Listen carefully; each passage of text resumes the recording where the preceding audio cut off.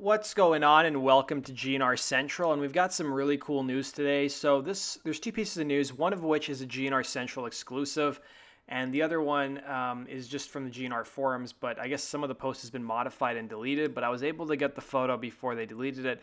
That's why they call me GNR Central. So let's talk about the post on the MyGNR forums. So a guy on the MyGNR forums, I guess apparently owns a warehouse where he rents out space to different people who want to use it for storage. Anyways, he posted this photo and he told a story that has now been deleted because I think someone from Guns N' Roses management got in touch with him. So he told a story, and these are photos from of the Rumbo studio recordings that Guns N' Roses had. Now, he told a story of how someone from Guns N' Roses came to his warehouse and cataloged and took copies of his recordings. Now, Guns N' Roses recorded Appetite for Destruction at Rumbo Records, as well as some of the Chinese Democracy stuff at Rumbo as well. And here's the story he told. He said, so last year when GNR did their LA shows, a couple fans from this page decided to come down to my warehouse for a visit. So if you guys remember, we were at those LA shows. We went at least to the Staples Center show. He said, while looking around, they saw a row of tapes and they took a closer look. Next thing I know, they're taking pics with the tapes and saying Rumbo tapes. I've been to Rumbo many times, so it meant nothing to me, but I did mention it to a GNR crew member. He mentioned it to management, and the next thing I know, there was a guy in my warehouse picking them up, cataloging them, and bringing them to a safe storage. I had them for over 20 years, so now they are safe, and maybe some new old music will be forthcoming in the coming years. So it seems like maybe Guns N' Roses were renting out the space from him, and then they lost track of where these tapes were. Because he never owned the tapes himself. Now, he did end up retracting his message, and he edited it by saying, sorry guys, I was just trying to show off some cool stuff that many fans never get a chance to see. It didn't work out. Now, if you guys look closer at the photo, you can go to gnrcentral.com or go to the link down below, and you'll see the names of some of the recordings. Now, this stack of recordings is not all GNR. There's some stuff that was done with some other bands, and you'll notice that some of the recordings say 1995 on them, and they say Duff and Izzy. Now, Izzy did rejoin Guns N' Roses back in 95. Him and Duff, more specifically, got together. They wrote about 10 songs. And maybe these are the recordings that people have never heard before. Now, there is a song that's called, it says April 18th, 1995, Machine Gun and Tooth Puller. It says GNR Demos Reel.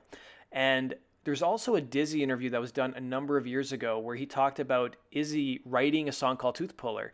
He says, I saw a guy a couple of years ago in the studio, and he basically said, and he was showing me a song he had written called Tooth Puller. It was literally about him visiting the dentist and getting a tooth pulled out.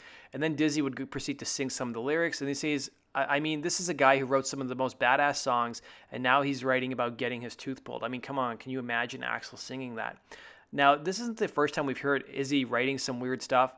There was that great Art Tavanna piece he wrote about Izzy a couple of years ago, where Izzy was apparently one day watching the Weather Network, and he literally wrote a song about the Weather Channel or something. It was just really bizarre, but I would love to hear what the song would sound. So apparently more photos do exist that the guy took of these tapes, but it sounds like somebody from GNR's camp got in touch with him, and maybe there's some legal stuff that he's worried about. But either way, I thought this was a really cool story. So let's talk about the GNR exclusive that I'm about to unveil. Now, the info is from a very credible source, but it's the info that you guys have to read between the lines, and it could mean one thing or it could mean the other thing. So this is something that I got from a really good source, and you're not going to hear this on any other GNR fan site. So let's talk about the story. So a really good source of mine found out that Slash recently paid a visit to Cantor's Deli. Now you may be like, well, why is this big news, Sid? I mean, he's friends with Mark Cantor. Isn't this normal? He goes to Cantor's every so often. Actually, Slash hasn't really been to Cantor's in almost over 2 years, which if you look at the timeline is about when the time the reunion tour started. If you guys remember, we interviewed Mark Cantor about a year ago, and he said in the interview he hadn't really spoken to Slash in quite a while. Now, this could mean one of two things. It could mean that maybe Slash is just paying a visit, or it could mean that GNR are working on something, possibly some future release that they need Mark's photos and videos for, which could be a possibility. So according to my source, it was a closed-door meeting. All of the staff were told to keep away from this meeting between Slash and Mark, and it seemed like a really positive meeting between the two of them, and even Megan was there as well. So I don't know what this means. I thought it was kind of odd that Appetite for Destruction's reissue was released without any of Mark's photos or videos. And, we've been hearing rumors that GNR are doing something in 2019. They've got some sort of announcement coming out possibly this month. And maybe Slash is trying to be an intermediary between Axl and Mark Cantor, who are still seem like they were out on the outs Fernando came on the message boards a couple months ago and still seemed to harbor some resentment towards Mark, which I thought was unfortunate. And maybe we're going to see some of Mark's stuff finally surface. If you guys have seen that Swedish documentary, I think it was, they interviewed Mark and he showed off some of his footage he has from like the early days, which nobody has ever seen. So maybe we'll finally get to see that released someday. We've also got a really great interview that Axl's guitar teacher, Gary Sunshine, did with Appetite for Distortion. So he's known as a guy who, some people call him like Axl's guitar teacher. He kind of indicated in the interview, he wasn't really a guitar teacher, but he kind of helped Axl out with guitar stuff here and there. So he talked a bit about recording Oh My God. So he played on the song Oh My God. So he gave some of the best details behind the recording of the 1999 Guns N' Roses song that ended up on the Arnold Schwarzenegger movie End of Days. So he talked about recording the guitar parts with Dave Navarro on the record. Now what's funny is, even though he was good friends with Dave Navarro, him and Dave were never in the studio at the same time, and they never really talked about recording the song afterwards. So he said we would come across each other's paths. We had a tour manager who did Lollapalooza, and one of our early tour managers did Lollapalooza with Perry Farrell from Jane's Addiction. Dave, we would run across a bit in California too, and it was a cool part. It was cool to be part of that. However, I never saw him at the sessions. The sessions were all a mystery. This guy goes in and this guy goes out. I don't know what was going on. I did my part and that was it. So I didn't come across Dave, and I haven't seen him since or spoken to him about it really. It's a big world, but he's a great guitar player and he's really good.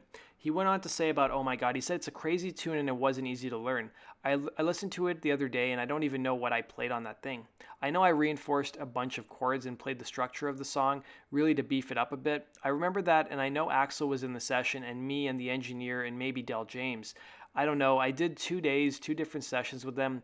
All I remember is learning that because I think they gave me a cassette tape of 2 or 3 songs to think about for the sessions, and there was no vocal on it. So I didn't know what they were going for. It was just an intense, crazy instrumental thing with very little instructions like here are the changes, or this is the part, this is it, and that is all. I just did the best I could, a little nerve-wracking, especially with a song that is so insane. It's a great song. I know you have a real affinity for it. It's a cool song. I remember recording the root of the song and the basic rhythms. I was redoing certain parts, this and that, and I think Dave did a wah pedal solo, I'm not too sure. So this is now a Matt Sorum news story we have as well. So he posted a final year-end message, and Matt's looking pretty dapper as usual. I gotta admit, like out of all the Guns N' Roses members out there, past and present, I think that Matt probably has like the best sense of style out of all of them. Although I think his look back in the 90s with like the perm was kind of weird, but this is a photo he took with his wife Ace Harper at, I don't know if this is their home, but they live in Palm Springs. And he basically said 2018 has been an amazing year. We traveled to Morocco, France, Italy, and Brazil. So he traveled to Morocco earlier in the year. He's doing that. He's got that new business venture Artbit, which is like a new way that may revolutionize how artists are paid. And then he also said formed the new band Deadland Ritual and toured the U.S. with Billy Gibbons. But most of it has been a year of gratitude and happiness with my wife and best friend Ace Harper. Here's to more adventures in 2019 from Palm Springs, and Happy New Year from the Sorums. Now, turning to some non-GNR news I found interesting. So if you guys have been following our podcast, you know I'm a huge Steel Panther fan. I love these guys. And I feel like in a time of where we have all this political correctness, they're like the band that everybody we need this band right now. So Steel Panther's guitarist Satchel gave an interview where he said the tech companies are effing the artists directly now. Now, basically, he said if you're a songwriter, it's effed. Satchel basically said at the Rock City God Guitar Clinic last month, I could rant about how Spotify's destroyed all the future earnings of all musicians for the rest of time. And it's true. Tech companies come in, and before it was big record companies that are just effing the musicians.